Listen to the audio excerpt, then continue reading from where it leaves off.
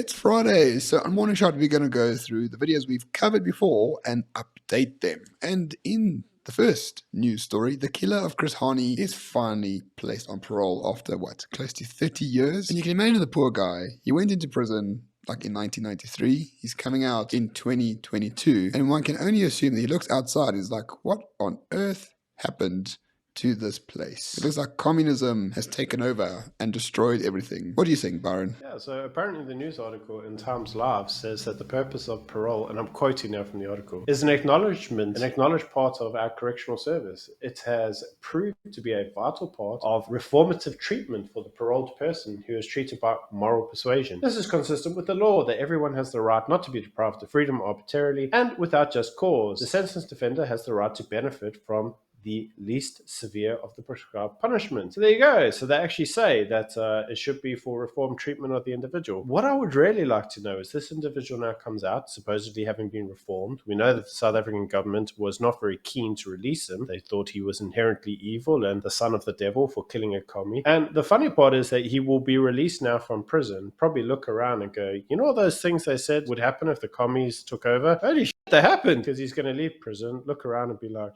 man, I knew things were bad, but where'd the road go? And then he's going to see things. He's going to be like, holy crap, I'm going to use the train to get home. And he's going to realize there is no train because someone stole the train tracks. Probably going to arrive at home and then realize he can't open the front gate because there's no electricity to use the remote. Probably going to get sick and go to the hospitals and then see all the rats everywhere. And he's going to be like, oh my God. Got to be honest, if I was him, I'd probably, I don't know, do some petty crime and go back to jail.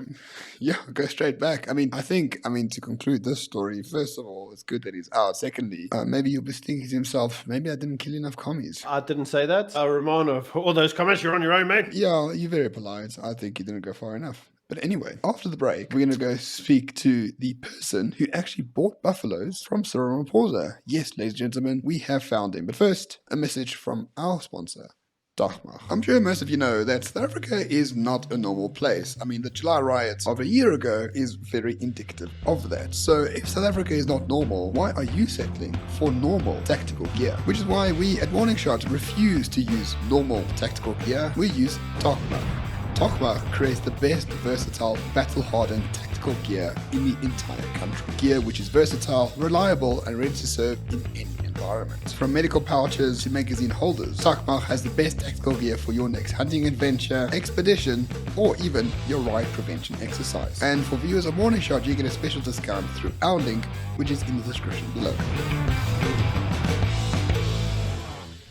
And we are back. And Byron, maybe we were wrong in our video earlier this week where we said that the money at Phala probably came from like Afghanistan and Saudi Arabia and who knows where else. Bribes, in other words. But actually, they did found someone who actually did buy buffalo on Christmas Day in 2019. But now he wants a refund because he didn't get his buffalo. So the story makes more sense, but it's more likely that he didn't get his buffalo because this is Africa. Like, you just pay us and you don't get service delivery. Or it's all complete bullshit. I don't know which way this is going to turn around. I think it's quite an amusing story because, you know, the articles drew very pointed reference to the fact that the money going in and out of the ANC does all seem to be as corrupt as hell. Every individual with a brain cell was like, yeah, that sounds pretty much like the ANC. The ANC wants to give a degree of credibility to its claims, so they've come up with the Sudanese who's like, hey, I want my money back. And the funny part about it is, what's he been doing with the cash for this long? I don't know about you, Ramon, but I generally don't buy stuff, wait for 2 years, and then be like, where's my stuff, man? Here's the guy. He has his name. He's married to like some blonde bimbo from KZN as well, Bianca O'Donoghue. We had to marry a Sudanese warlord and live in Dubai. What happens to influencers who go to Dubai? That is not for discussion on this particular channel, but if you want to look it up, nothing great. But the buyer if you are going to look it up and you're a man, just make sure your wife is not around because she's gonna slap you, mate. Or divorce you. But the buyer of the buffalo, purported buyer of the buffalo, says it's a normal business transactions. I think the opposition shouldn't be involved in trying to understand how this transaction came about. You know, these politicians in South Africa, like the DA and the EFF, they're just trying to find anything. Says the man who walked into South Africa with supposedly $600,000 in cash, bought buffalo on Christmas Day and left, and now he wants a refund because he didn't get his buffalo. Like, that is not a normal business transaction, like in any country. Except for ours. Nope. Remember due diligence, clearance controls, getting stuff written off, compliance, FICA. No, mate, no one flies into the country with that amount of cash. And even if he did, then is he going to jail? Because I'm pretty sure that's against custom laws. I don't think you're allowed to travel into the state with that amount of money in a briefcase. Yeah, I appreciate them trying to legitimize their claims, but it's kind of like the more you're trying to legitimize claims, the more laws you're saying that you broke. Yes, I mean, you don't walk in with $500,000 in cash, walk to a random game farm that you don't know that the president owns on Christmas Day, which is a public holiday, hand over cash to someone for 20 buffalo, and now you're upset you didn't get your buffalo 2 years, 3 years later. It makes less sense than otherwise. But anyway, that is the story. We did find the person, supposedly, who bought the buffalo from Cyril. And on to our last catch-up story of the week. We did say that you shouldn't worry too much about Dave Mabuza as president. He's not a bad president. We are quite fond of him because during his time as president for a week, the rand strengthened, load shedding was suspended, and they did away with mask mandates at the time. So, huge progress for South Africa. But unfortunately, it looks like Cyril's mates at the Daily Maverick are quite keen to make sure that David Mabuza is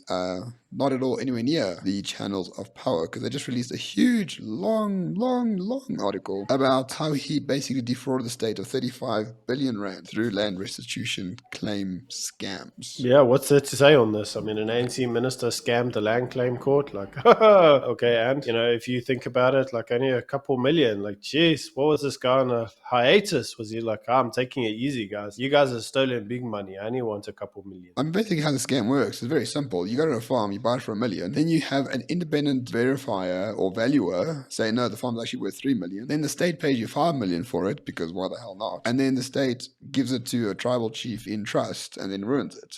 Like, that's basically the scam in a nutshell. Very simple, very easy to understand. And David Mabuza was at the heart of all of that in Mpumalanga. Did that disqualify him as being president of the ANC? Maybe due to lack of ambition, but that's about it. Yeah, I mean, that's how I feel about this. I feel a little bit like they're like, check this guy's corruption. He only stole one bridge. He could have stolen 10, but he only stole one. What about the other 9? You should have stolen them too. But, you know, I heard Juju also say that we should all get used to calling him President Mabuza, and he was going to deliver our Christmas Day address. I would ask Julius how he's going to do that Christmas Day address, because we have no electricity, mate. No, smoke signals, my friend. Just like the good old days. Morse code through smoke.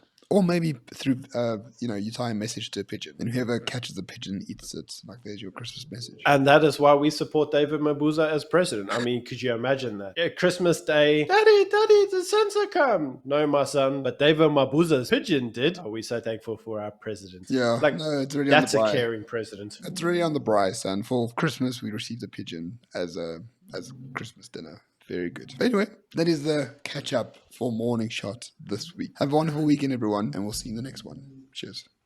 Cheers.